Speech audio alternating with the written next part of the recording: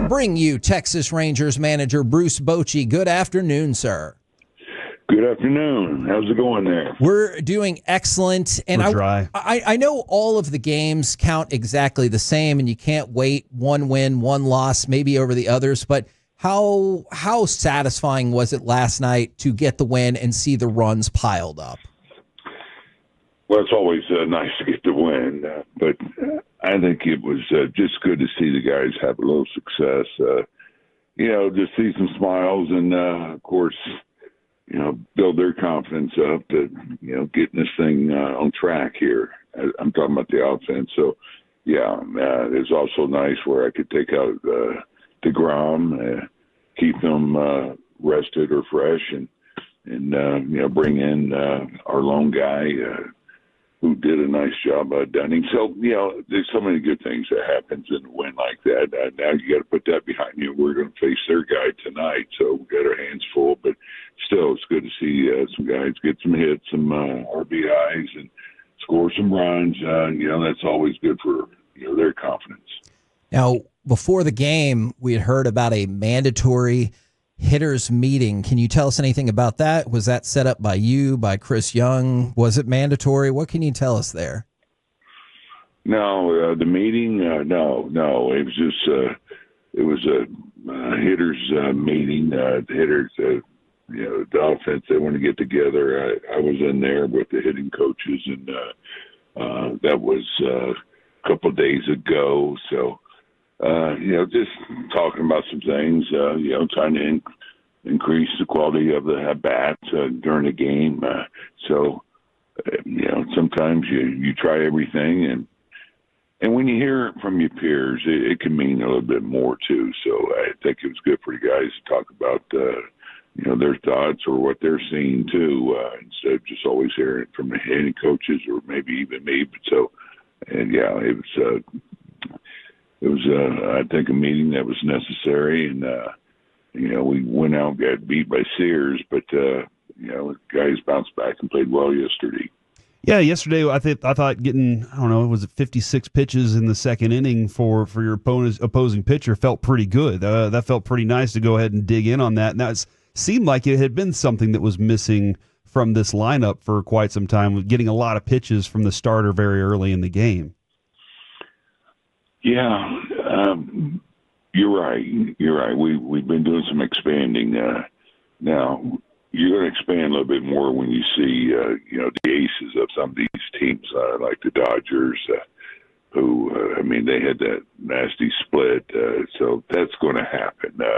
That's what good pitchers do. They're really good at that put away pitch. Not knocking what we saw yesterday, but but in the relievers, these hard-throwing relievers, it's a tough job. Mm-hmm. Especially as hard as they're throwing in the good off-speed pitches that they have. But still, it's fighting up there, the best you can, and just try to shorten up at times.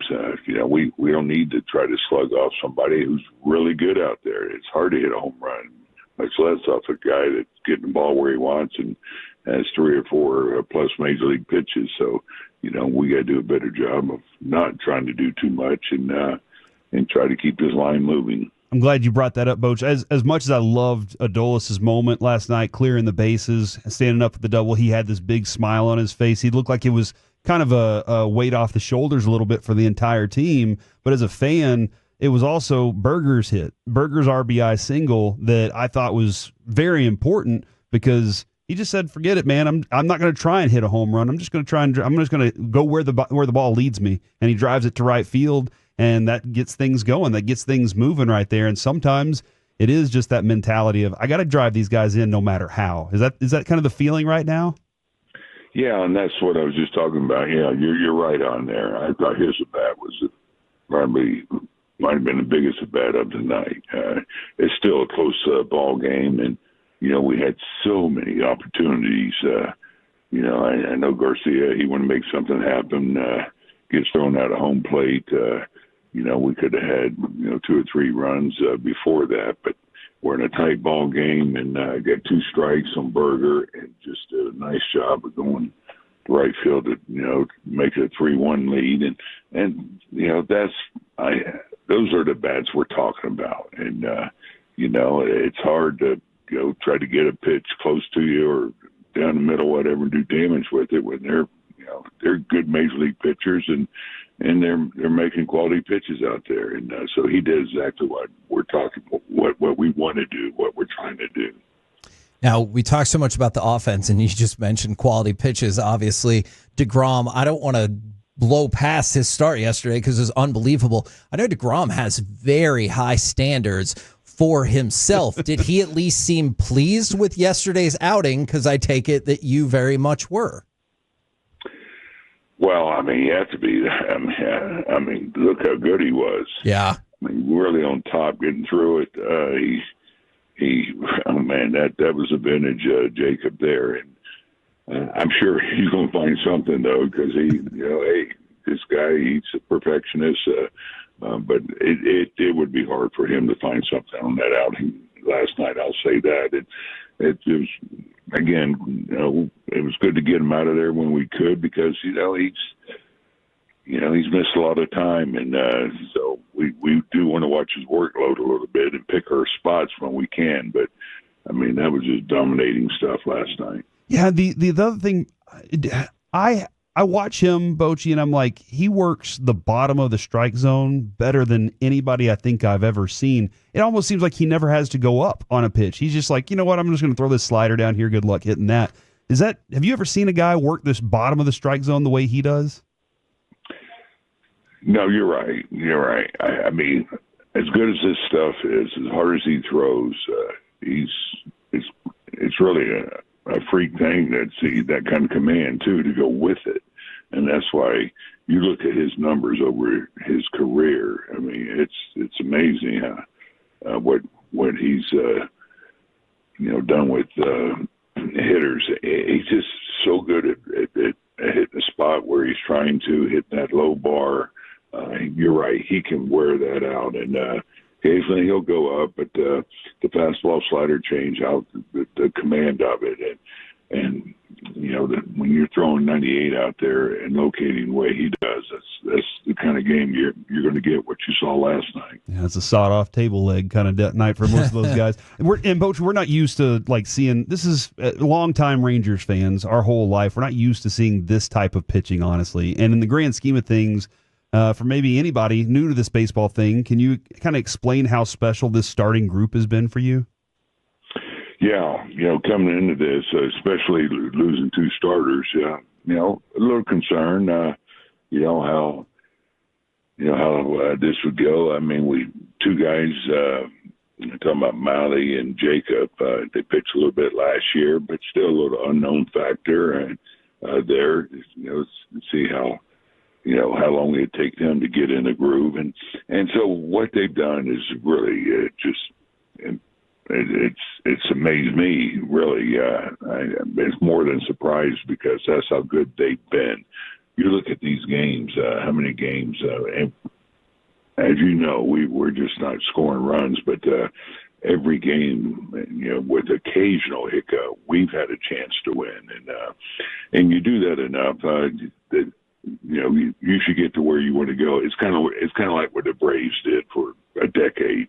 Those guys, talking about the Glavins, the Smoltz, Maddox, those guys, they were in every game. And so even though we're not hitting, that's why we're over 500. We're not where we want to be, and we could be a lot better because of this pitching. So, yeah, they more than surpassed what we were hoping as we got through started this season, because we thought, well, we're going to have to slug it here, because we got to give these guys some room. And but I'm talking about the bullpen too, not just rotation. Now, speaking of the pitching, did John Gray get an X-ray yesterday? And have you heard anything about whether or not he can progress to light throwing now? Yeah, he's close. Yeah, he's real close. Bradford, he's throwing too. So, but I'd say Gray still, he's a ways away from getting on the mound. Now Kumar, He's starting to play catch, but we still got to slow play him a little bit. So it's still wow for all of them, really. I mean, Kamara, I expect him to be back sooner, but it's just good to see these guys just making progress and knowing that, hey, we got some help coming too. Now, somebody whose progress we've been continually amazed by, especially given the fact that he didn't spend much time in the minor leagues, is Wyatt Langford. What are your thoughts about his progression, just as a ball player overall, but also having him in the leadoff spot? Is that an ideal spot for him with his mix of speed and power? Yeah, well, with Wyatt, I think any spot you put him in is ideal. Right. This is how good a ball player he is. He's just a complete player. He's one of the fastest guys I've had. He's a good left fielder. He can play center field. He'd be a really good center fielder, accurate thrower, and he can hit. He's got power. He hits good pitching. He's one of the better players in the game right now at this age. That's how good he is. So, no, we're so lucky that he was there when we drafted. So we got a good one here. But as good a player as he is, it's just a person. He's so well grounded and a great character guy that plays the game right. He does things right. He plays it hard. He plays to win, and great teammate. We're lucky to have this one. Speaking of center fielders, over the last couple of weeks, all of us Rangers fans have been quite intrigued by the progress of Evan Carter. What have you thought about him at the minor league level, and what could perhaps be his short-term future? Yeah, Evan's doing well. He's doing well, getting stronger. The bats are getting better. He had a good week. He's driving the ball. He's getting healthy, I guess is the best way I can put this, to being the player that he is. So, yeah, he'll continue to get a few more at bats. We'll continue to watch him and keep an eye on him and make sure we keep him healthy there. And then because he's a player that can help us, with his discipline and things he can do. So I just think he's in a good place now with where he's at physically. That's a huge part for him, obviously. Dane Dunning's kind of an interesting, obviously for us, we've been rooting for Dane Dunning for a while, and then I'm always kind of interested in the psyche of a guy when you go away and then you come back. What is the conversation you have with a guy whenever he comes back, and your expectations? Do you set any ground rules, or you just say, you know what, let's let him get out there and do his thing? Yeah, well, with Dane, it was all about trying to get back on track with his command and stuff, and so that was getting so much better down there, and I think he feels good where he's at. So,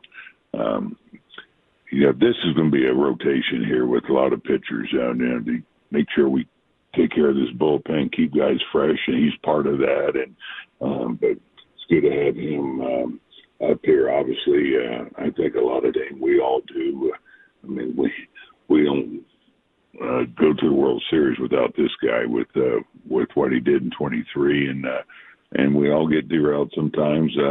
So it's good to see him back on track, and but we'll keep this bullpen fresh by having guys like Dane available. And the last thing I had for you today, I know it was back over the weekend, but just what did it mean to hear that Bay Area crowd go freaking bananas for you when you got introduced? Yeah, very, very special moment for me. I mean, it was Brandon Crawford's time, but here I'm wearing my Texas uniform, but I'm honoring a guy that did a lot for me when I managed there, and when I got introduced, it was really emotional for me for them to do that and continue to do it to where I had to stand up. So I'm very thankful, grateful, and they just remember those good times, and they want to show their appreciation, and I was very, very grateful for it. Man, thank you very much. We're grateful for you and the time we get with you every single week. Good luck tonight. We'll catch up with you next week. All right, guys. Good talking with you. Thanks. Go get wins.